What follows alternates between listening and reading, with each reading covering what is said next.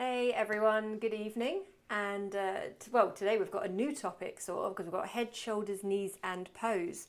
This is a talk I did I was going to say recently at the photography show, but that wasn't recent, was it? That was like March, I think. So recently-ish at the photography show. And as usual, I'm just popping on here first to check the audio's working, that you guys can hear me. I've got the chat in front of me, so please do let me know if you can hear me. There is a little bit of a delay, so I think there's like 30 seconds between me talking and you hearing it. So if you do ask any questions or anything, it might take, you can see it and I'm reading it, and I will basically get back to you as soon as possible with it. So yeah, do let me know that you can hear me all okay. I've always got audio issues and I set it up the same every time, so I don't know what the problem is. But we are live. It looks like it's working absolutely fine, and I'm going to wait a few minutes just to clarify that everything is working before I start the presentation. But yeah, essentially we are pretty much ready to go. So do let me know in the chat if you can hear me all okay. I'm just checking on my own screen it's working, and it is. We're basically ready there. Is anyone who's here tonight? Oh yeah, sounds great, thank you. Perfect. It's always good, because last time I think I got through like 10 minutes and everyone was like, I can't hear you, and I was like, none of you told me. So let's have a look. So what we're going to do today is go through a talk that I call Head, Shoulders, Knees and Pose, which is always a name I find funnier than everyone else does. I personally think it's quite clever. But it's essentially tips on communicating and being able to really communicate the poses and the ideas that are in your head with your model. It's one of the hardest things that a lot of photographers really struggle with, especially because communicating what's in your head is one thing. You've got an idea, you've got a vision. Sometimes coming up with that is hard enough. Then you've got to communicate that in a way that they understand. That's not just how you communicate it, that's understanding how they're receiving that information as well. And so communication is key in a photo shoot, because you really need to get that across, as well as thinking about your composition and your lighting and absolutely everything else that goes along with that. You need to sort of have all that in mind. So that's why these tips are going to be incredibly useful. Now bear with me 1 second while I plug this in, if I can. There we go. Keep my light on. And cool. Oh, put really crackly. Oh, why? Static sound. Right, how do I fix that? As usual, it's 3 buttons. Let me see if there's anything I can do to change it. Rather get it sorted now. Bear with.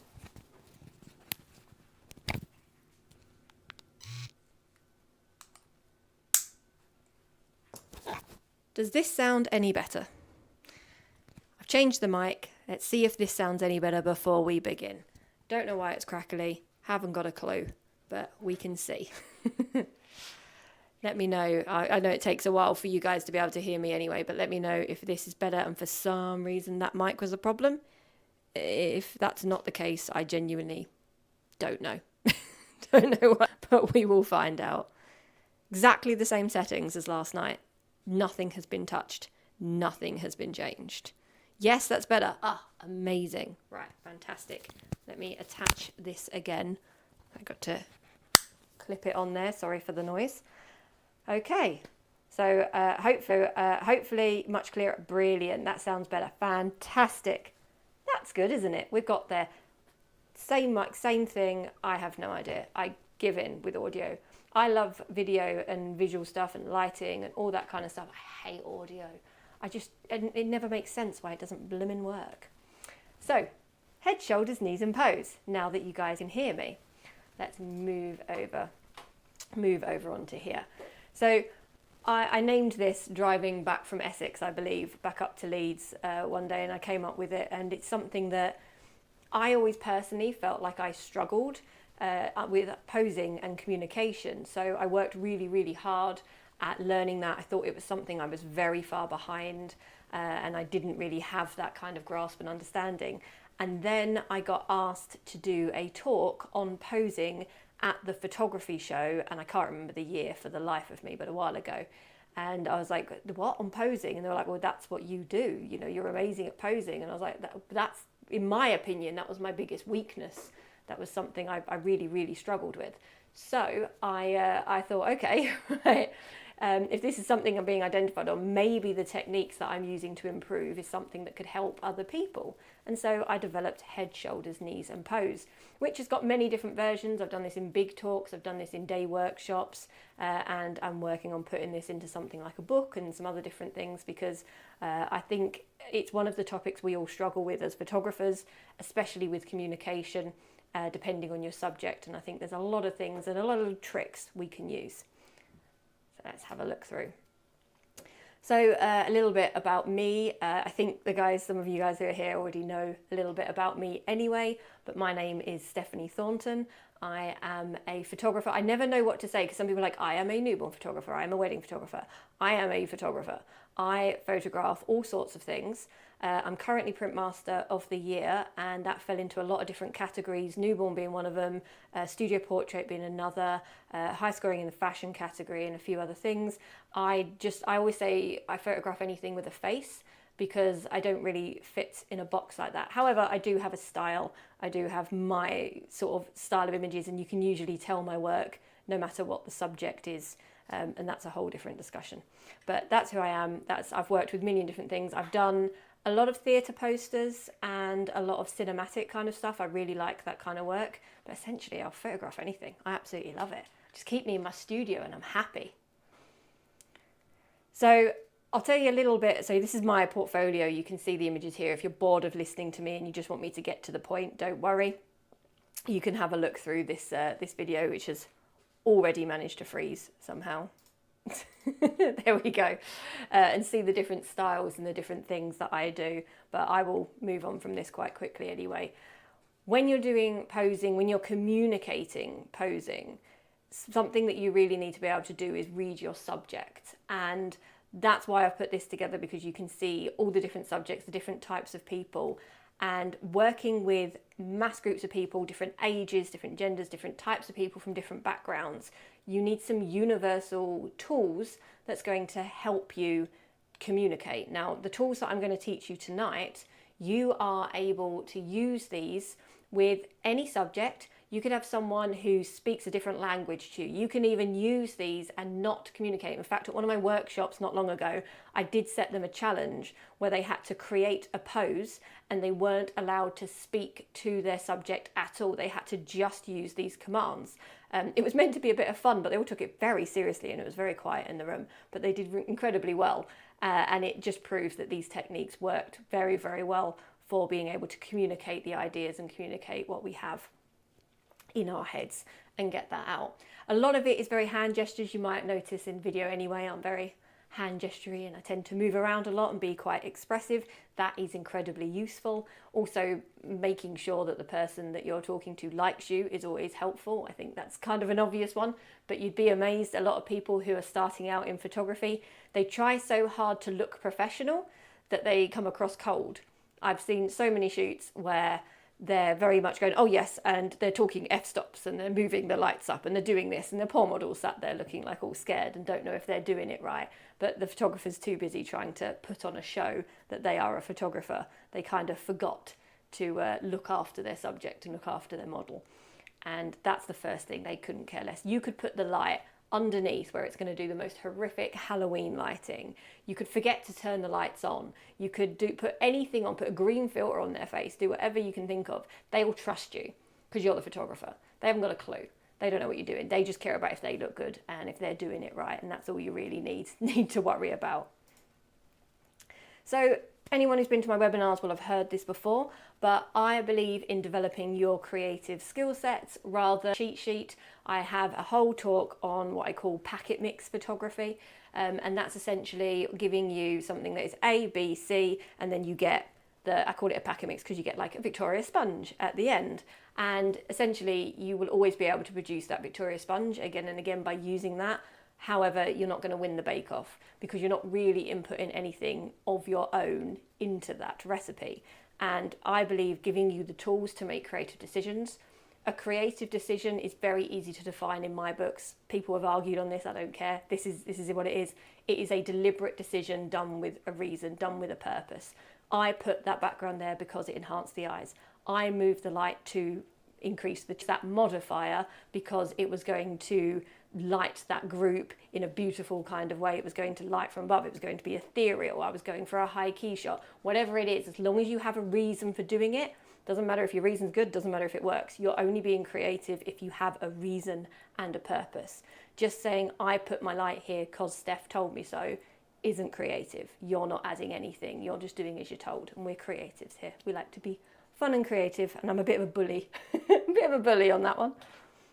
So here is 10 very quick, they're not that quick, you know me, I talk too much. Quick tips to improve posing from head to toe, head, shoulders, knees and pose. See? I can't hear you guys anyway, but I've had mass crowds and no one ever laughs at me, and yet I still insist on keeping that title and keeping it in. So number one is to move the chin. Now this has got to be the absolute best starting tool when you are getting used to posing and getting people to move around. First thing a lot of people do is you sit them down for a picture, and if it's a kid you get this sort of chin up, and also for a lot of other people you kind of get this thing where they're kind of trying to look down at you and they're doing that, or they're worried about a chin and they're kind of moving around, or they're tilting their head back, and it's not the most complimentary of poses. So what do? Got a nice little video here before I dyed my hair by the looks of it. What we do is we grab the hand just like this, and it's what you're going to do is if you're pinching the chin, that's what you got to imagine, and then you move your chin as you follow them, and so you can direct and move around this way, so it's just that. Now that's really great, especially for working with boys, teenage boys. They're the ones that always put the chin up, and you go, okay, chin down, and you act like you're grabbing the chin. It is absolutely crucial because you can do this whilst talking and saying other things, doing other things, because they follow it.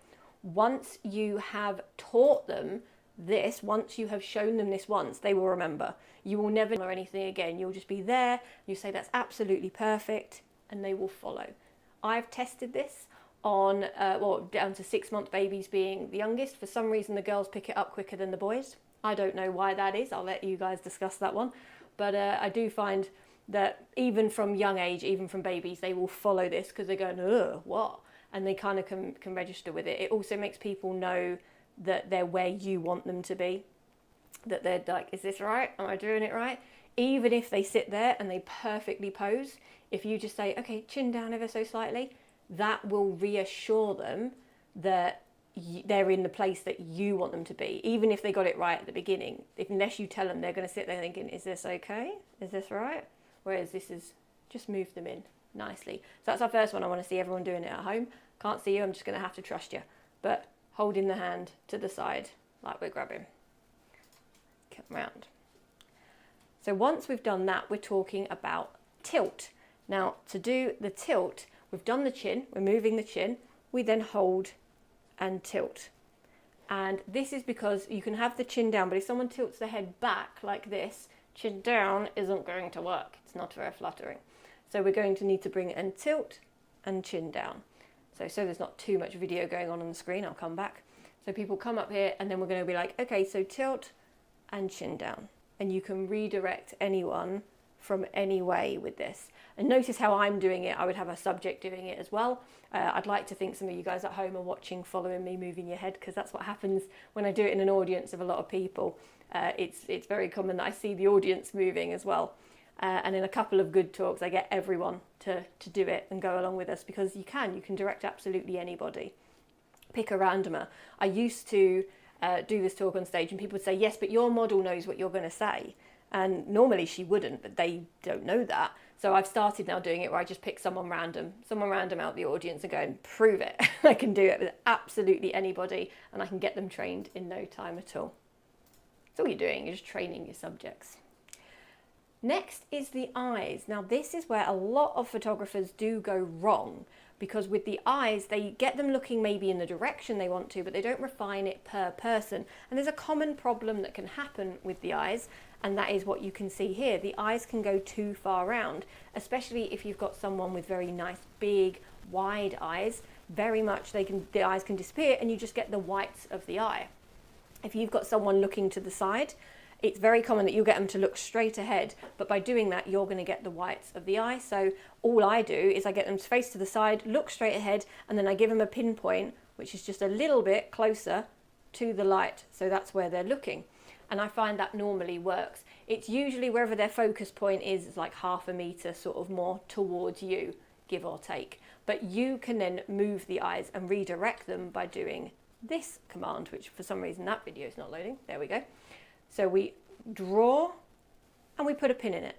You draw and you put it, the pin is important. You never say anything about the pin, but people know that when you put the pin in it, that's where they're looking. This way, direct their eyes and you don't have to tell them a point to look at because you're going to get it wrong. You're going to be sat there looking at them and go, okay, so just look at the top of the door. No, I meant the stand, look over it. Just go to the ceiling, and you're trying to work it out because it's not only to do with where they're looking, it's to do with the size of their eyes, their height, all different sorts of things, the type of modifier you're using. So this way you can say, okay, just bring your eyes up here. And they can follow that nice and clearly, and they know exactly where they're going to go. They just pin there. Perfect. So that's a really, really crucial one. It's funny enough, it's one of the ones I see a lot of people do wrong. They do the chin movement and go, bring your eyes up here. No, that's chin. Eyes is a pull a pin, pull it, put a pin in it, draw it, put a pin in it. And it makes all the difference. So that's the eyes we're going to bring and put a pin in it there. Oh, let me click the button. I'll tell you what, before we get on here, I'm just going to go over those first three one more time very, very quickly because they're really crucial to the rest of this. So chin, up and down, we're going to be able to move our chin. Then we've got our head tilt, which is going to go side to side. And then we can draw and put a pin in it for where we're going to be looking. So from this, you can control a lot. You can get them to bring the chin right to the side, eyes coming up here, tilt the head back, and you can keep going again. You don't have to do them in order. You can do them again and again and again and again. In fact, the more you do it, the more professional you look because you're refining, you're making sure that image is the best. It's not, they're not sitting there going, oh God, they're not getting this right, they're not doing it. You are sitting there and sculpting and refining it, and people love it. It's very, very fun. A lot of my models do actually say that they don't even have to think when they come to my shoots, and I like that because they're not, they're just there to be a puppet for me, and I like to be a control freak. I did mean to say as well, do ask any questions in the chat. As always, ask any questions on posing, ask any questions on any of these at all, because I absolutely love the interaction with you guys. I love chatting to you, and just knowing that you're there is quite nice as well. So yeah, do put anything in the chat. I have got the chat just in front of me down here. So next is to roll the shoulder. So the shoulder roll adds confidence. Now again, I'm going to keep going back and forth between here because people will naturally sit just sort of like relax like this and it's kind of there. But by adding a shoulder roll, there is a level of confidence. There is something that's sort of portrayed through the picture here. And the roll can show, well, it can show intimacy. If I go back here, it can show a level of intimacy. The shoulders are rolled together. It can show confidence, and it can show this kind of sass. As you can see, the shoulders back. It's very, very strong. And by rolling that shoulder forwards or backwards, you're going to get a level of strength that comes through that image rather than the shoulder just sitting where it naturally sort of sits, which often people can kind of hunch and they don't know quite where they're sitting. So if you give them, okay, and now roll that shoulder, they're not going to hunch down like this and then roll, they can't roll it forwards. They're going to have to sit up and roll the shoulder to feel it. It also helps them feel more confident. How you pose them is how they're going to feel as well. If you pose them strong, they're going to feel strong. If you pose them small and vulnerable, they're going to feel small and vulnerable. So adding that shoulder roll in is incredibly important. This is my favourite. Obviously I've used a picture of me here, but on this one, it's a perfect example because it is exactly what we did. We absolutely do not, without a doubt, use the word cheese. Nope. If someone comes in and they've taught their kid to use the word cheese, no, we don't do cheese. We do not do cheese at all. It doesn't work. And I'll show you exactly why. You all know why it doesn't work. Anyway, I don't really need to do this. But if I say cheese are down here, it's cheese. So instead, what we say is yeah. Because every time you go yeah, it's these muscles up here, it's the smile muscles that are going to work. Now, I'll be perfectly honest, I don't use this. I don't get any of my clients to say, yeah. I actually just make them laugh, make them giggle, and that's the best option you can do. It's just talking to them. However, if you need to train this, the word yeah is going to be a lot better than cheese, which is this downward smile, sort of forced. Oh, just Wallace and Gromit, awful, isn't it? It just doesn't look good at all. So instead, introducing yeah, and it's amazing how many people don't know about this trick as well. It baffles me because it's something that's so useful. You think it would have swamped the photography industry, and yet it hasn't.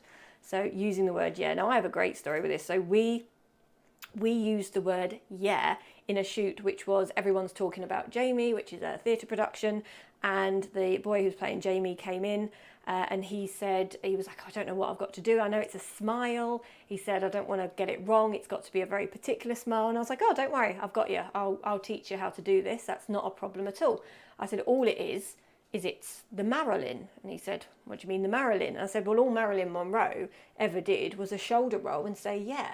And that's all she ever did. If you look at all her pictures, it's yeah coming in. And that's how you look like Marilyn. Add a bit more of a squinty eye for Marilyn because she used to do this. Yeah, that's essentially all it was. And he was like, oh my God, that's perfect. That's so easy. And so by doing that, it allowed us to create multiple pictures and different styles and different things where we could use yeah when we needed to get that kind of style and get a whole variety from that shoot. It also meant to get that iconic Jamie picture, we could take the picture for the yeah again and again and again, and it was much more authentic rather than telling about the head tilt and getting the placement exactly in there to get and just do the move again and again. Just go into and roll. And you just do that again and again, and then we keep getting it, and it's authentic every time, and we can pick and choose what works. We can pick and choose exactly the right angle. And it was incredibly fun. It was very, very fun to do. And I think, although people probably don't think it, I think that's one of the most valuable tips is the yeah. You do the Marilyn. Standing with purpose. This is hard for me to demo while I'm sat down, isn't it? But standing with purpose. So even when you are doing a picture of a headshot, when you're doing someone's headshot, how they stand, how they sit, how their feet are is very, very important. Because if they're sort of feet together and they don't know where to stand and they're a bit unbalanced, they're going to feel unbalanced, they're going to feel nervous. If they have their feet to the side and they've got a wide stance, they're going to feel a lot more confident. If you're bringing that shoulder forward and you've got a move that's a little bit more sort of flirty or vulnerable, or even sort of a younger move, a little kid, where we're coming in like this, so with one bent knee is going to give them that little bit of balance wobble, which is going to be a lot cuter than them trying to be big and tall and strong. And so choosing that stance early is very, very important. Now, if I'm doing a headshot, usually my subject sat down. 2 reasons: one, I can control my lights either. Secondly, I'm really short, so it makes my life obviously easier, so we get them sat down. However, when we're doing a sort of half portrait or even certain headshots, if they're leaning against a wall, I will choose exactly where their feet go, exactly how they're stood to portray the emotion I'm wanting to portray in the image. Have to make them feel it, which is great because I work with actors, and when you work with actors, they can understand that you're playing a character with them, and they can really get into that, and you can get some really fun, cool sort of shots from it. This is a fun one. Relax the wrist. Keeping hands natural is one of the hardest things, and there's actually about 2 years, I'd say, probably a year, but 2 years in my portfolio where you will not see hands, because how to pose the hands delicate and nice was just a mystery to me. I understood the basics, but getting the nice detail, really, really tricky, really, really hard. And so I just sort of would hide the hands strategically, or have them placed behind the back or have them on the arm, you know, nice and delicate and out of shot. And so it was much, much easier. But there is a little trick that I learned if you're struggling with hands, and it's all about relaxing the wrist. Let me switch this over here. Ooh, can't click the button. Talking fast again, aren't I? So what we do is we have the wrist, and you just want to relax it fully one way or fully the other way. That's odd. No one does this with their hands. That would be weird. That makes sense. That makes sense. So we can just relax in. it gives a good idea, and always using the side of the hand is what makes sense. We don't really want to be doing it like this.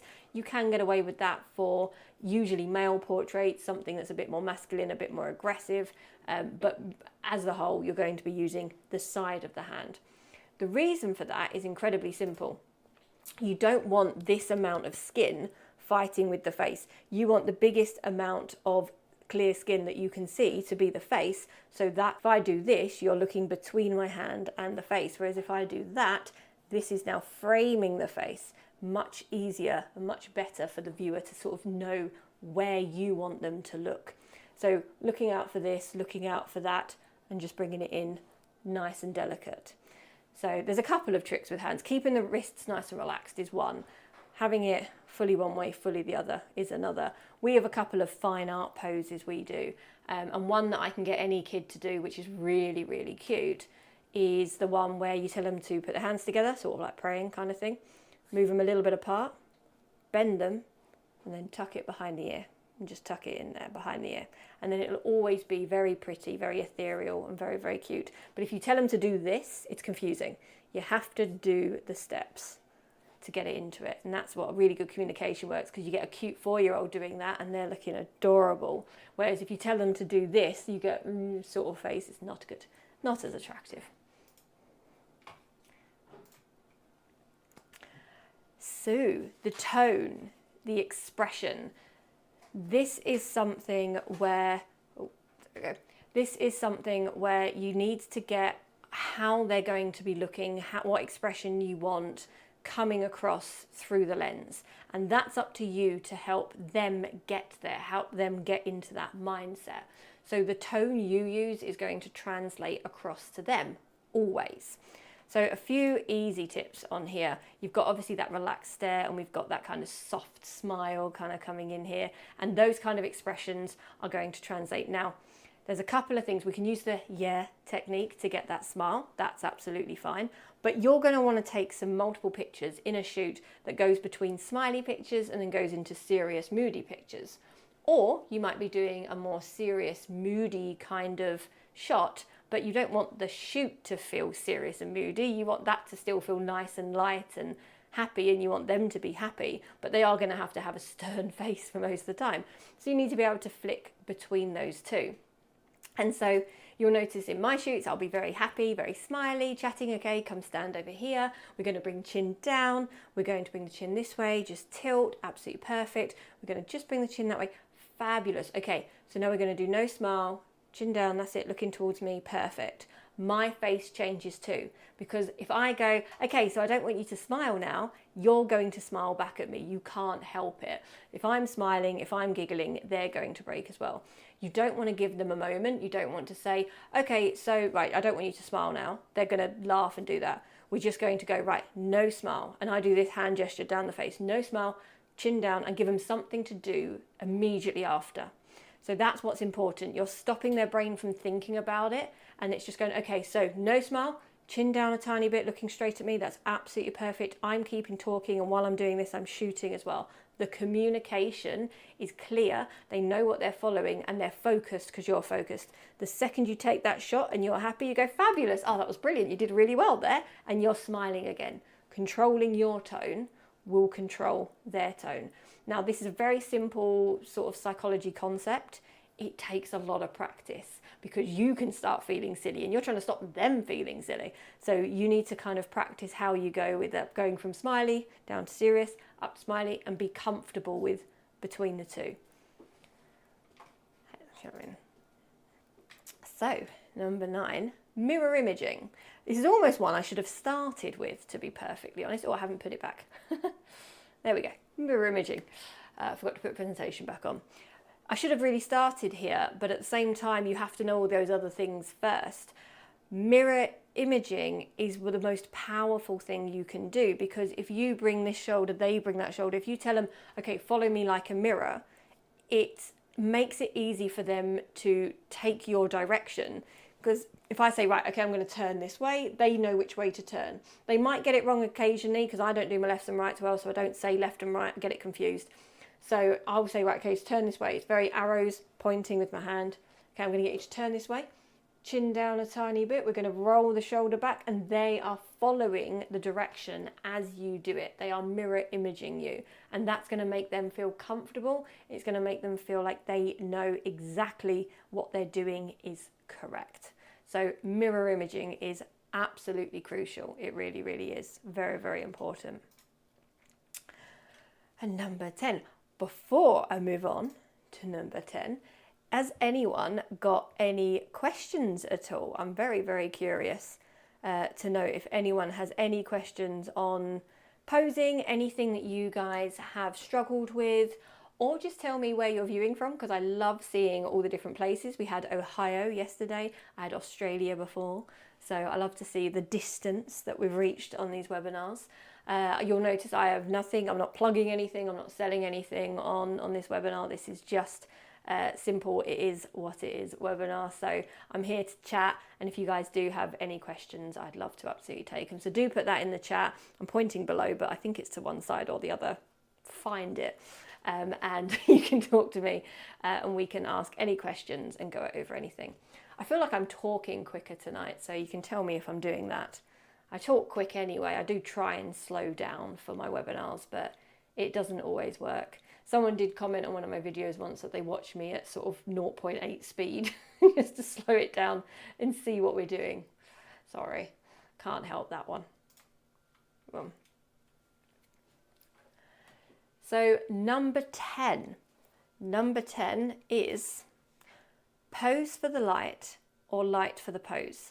This sounds a lot more complicated than it actually is. So let's explain. Whenever you're doing posing, you're either going to pose them to suit your lighting setup, or you're going to light them to suit the pose. You're picking your priority. So all you need to do is pick what one first. If you have a pose in mind, you know they want them doing this, looking over the shoulder, then you need to choose lighting that's appropriate. Just because you've got a lighting setup you like or something that you've seen recently doesn't mean it works with that pose. You need to pay attention to that and see, is that going to work with what you're doing?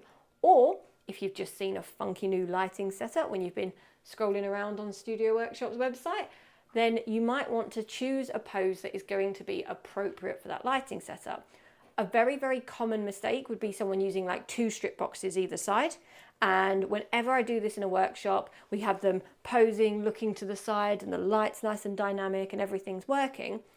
But it means someone will then go, right, okay, so now look at the camera. Well, now you've got 2 lights coming in here, and it's not very flattering at all because they're not posing for the light or lighting for the pose. So all it means is you've got to pick your priority. You've got to pick the one that you want to do, your posing or the lighting, and then you do the other one to accommodate it. That's the best way. Let me move down, just checking the microphone just had a moment. Nope, it's all good. All good, nothing else. So pose for the light, light for the pose. That's what you've got to remember. It's one of the best bits of advice. It's very hard to remember in the moment, but if you can keep thinking that to yourself, pose for the light or light for the pose, you can remember, right, I should move the light in for this. I know it was good for my last 10 poses, but this is a new pose. Let's assess it. Yes, I need to move that light here. I need to do this, tweak that, and it will push you to be even more creative. So, bonus one, because I said 10, but I came up with 11. I have a little saying that I use in all my shoots, really. And I actually came up with this for the models, and it became a good tip for photographers. So this little tip is nose to the light and you'll be all right. And it sounds much better in a southern accent. So yeah, nose to the light and you'll be all right. And basically all it means is you've got a key light, you've always got a key light in your setup. Whatever pose you're doing, if you think nose to the light, it will be roughly okay. Yes, there's going to be more to it than that. Yes, there's certain cheekbones and definitions and ways where you want to put the light to get all the different things that you want to get. But as a rule, as a panic rule that you want to make sure it's going to work and you're not sure because you're working through and you're having fun and you're experimenting, nose to the light and you'll be all right. Now that tends to mean if I face this way, my light's coming from this side where you are. From here is reasonably okay. From here is perfect. From here is going to work as well. Now it's hard for me to demo because the light is coming straight at me. But with the light moving around to the side, as long as I'm slightly tilting towards the light, you're going to be reasonably okay. The face is going to be lit. And it's an easy thing to forget when you're having fun, posing, doing different things. Your model might look fantastic in front of you, but you haven't thought about what your lighting's doing, especially if you're using flash and therefore you're not got modeling lights necessarily. You can't see what it's doing immediately. So nose to the light and you'll be all right. Always worth remembering. One of the best things I accidentally came up with is that once you've had a go at all of these sort of techniques, once you've gone over and over these and you've refined them and you've got your hand gestures and your gestures and you know what you're saying and you've got the eyes and the pin it and all the things, you can start working on flow posing. Now, flow posing very, very simply means moving from one pose to the other, but not doing very much, very minimal. For example, you might have them sat for a headshot with the shoulder here, and the next pose might just be the chin down. That's all it is. So as we shoot, so if I come just onto here, flow posing from a headshot perspective could be as simple as, okay, so there's one picture here, rolling that shoulder, chin down, there's your second picture, bringing those hands in, third picture, turning around the front, chin up, fourth picture, and you can just keep moving bit by bit and adding new poses. And that's flow posing. You're not doing a big change. You're not saying, right, okay, you're going to sit and you're going to do this. And now you're going to sit and you're going to face that way. You're not doing that. You're just developing it. It feels more fluid, it feels more natural, and your subject is going to feel more confident because they know that you're refining it, refining it, refining it. It also stops you getting to a point where you've refined it so much you actually liked what you had in the first place. This way, you've got that shot from the first place. You start here, you bring that shoulder in, chin down. This third one might be the one you use, but you might decide you liked it with the shoulder back. So flow posing is really, really important. And all you need to do is change one thing. You've just got to think about changing one thing and one thing only. That's all you got to do. You haven't got to think of a whole new pose. You haven't got to remember 100 different poses. You've just got to look and say, well, let's move the arm here. Let's move the foot there. Let's turn the chin down a little bit. Turn to face this way and just change one thing at a time. I know all of you are more than capable of doing that. Come around. So flow posing, here was a little shoot me and Rachel did in studio just before the talk at the photography show. And we tried a lot of different poses, we did lots of things, and this was within 60 seconds. So this was the variety of different shots of what we got, of having one big light source coming from the side, and what we managed to create in 60 seconds. And it's just very simple, flow posing, moving one thing at a time. Now, obviously you're changing the pose at a time, but you are also changing your composition. You can change your light, of course, but even if you're not changing your lighting, just by mixing up your composition and one thing of the pose, you're going to have a collection of images that look really, really nice together. These tend to look good in multi-frames, or also if you've got that kind of magazine style look where they're all kind of complementing together. If you've got a mother and a child and they're all sort of mixing together and they're talking and all kinds of cute little moments are happening, all the images are going to be incredibly complementary because you flow posed it and kept it very, very simple. So once you've started flow posing and you're changing your composition and you're changing your lighting and you're posing for the light or lighting for the pose and your nose to the light and you'll be all right and you're thinking of all these things and you've mastered all of these, you can start building a collection. Now, building a collection is simple. Well, it's not simple, but what it means is it is creating a collection of images that complement each other, that go together. But the lighting is not exactly the same, the pose is not exactly the same, and the composition isn't exactly the same. But you're able to kind of use all these elements, tweak it, change it, and build a collection that sits very nicely together and everything kind of works. And that is what we've done here, and that is how you get that magazine style collection coming through in your shoots. I love shooting like this. This is one of my absolute favourite things to do because especially like collection here, you've got lighter backgrounds, darker backgrounds. Obviously you've got that inherent blue that's pulling it all together. The styling is holding it together. We even change her hair, we take the jacket off, we do so many different things. The flow posing was huge. We did loads of stuff, but it all works. It all sits together as a collection because we sort of stayed true and just tweaked one thing at a time. So it had a natural flow and a natural development to it, which was really, really nice. I really like that shoot. So I've talked too much again, haven't I? I've gone too fast. I'll have to start slowing down or playing it in slow motion for you all. Has anyone got any questions or anything to do with posing? Do put it in the chat. I can see a few people who are watching but not commenting, so that's absolutely fine. You can always message me later on studiophotographyworkshops.co.uk. And yeah, this has been very, very fun tonight. I wanted to trial this one because I did it at the photography show.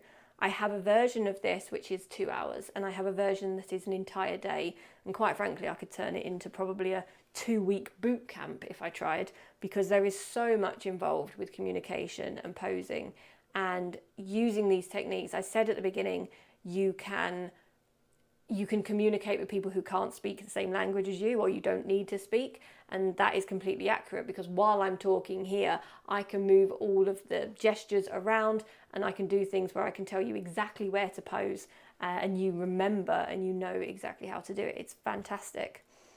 I've just seen that come in. That's a great tip. Just one more thing, kind of how a professional, oh, sorry, I can't read that. That's a great tip. Just move one thing, kind of how a professional model would do it. Absolutely, Paul. Sorry, I read that in the wrong order. It is, and that's something actually when I work with models, I have to untrain them a bit because they're so used to 1, 2, 3, 4, 5, 6, tweaking things and moving so fast that actually what they don't know is pose for the light or light for the pose, and nose to the light and you'll be all right. Now, when I'm working with models on a workshop, I will often tell them nose to the light and be all right, because if whoever's photographing them doesn't give them a direction, they at least know to look that way and it will be okay. It works that way. That works too.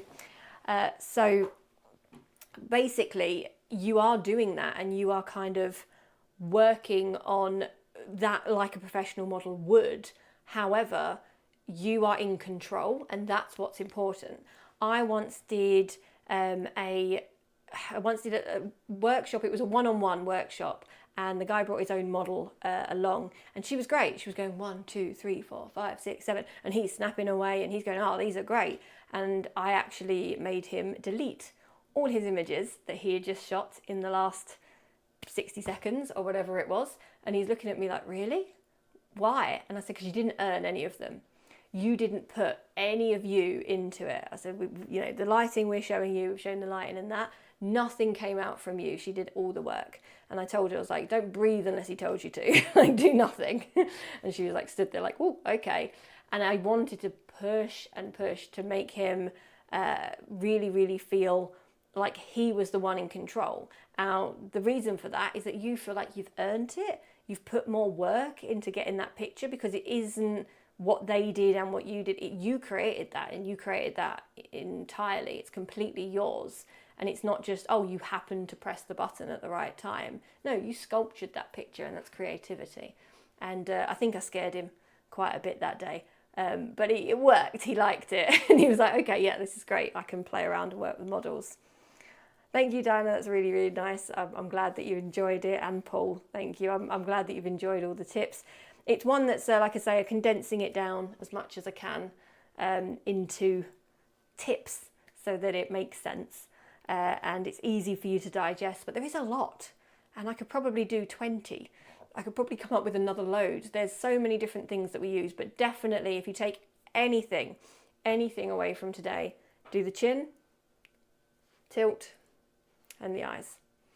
They are the best commands, and even in a loud space. I actually use this as a great example. So I got asked to do a model photo shoot for Debenhams, and I had to photograph the models. I had to provide the models, so I had live models in the window of Debenhams. So we had 2 big windows, and I had to then be the photographer outside. So it was kind of performative, but also I had to genuinely get good pictures of them through the glass. So I had to communicate the poses through.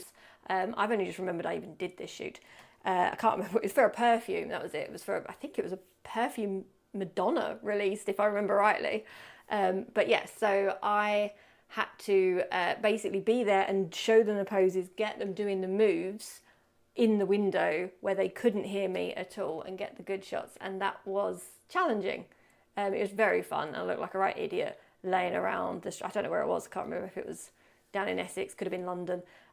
But yeah, just laying around on the streets, trying to take pictures, getting at the weird angles. I'm pretty sure more of them were looking at me than they were the model, because I look like a right muppet. But yeah, those techniques were incredibly useful, and that's where I formed these ideas, was from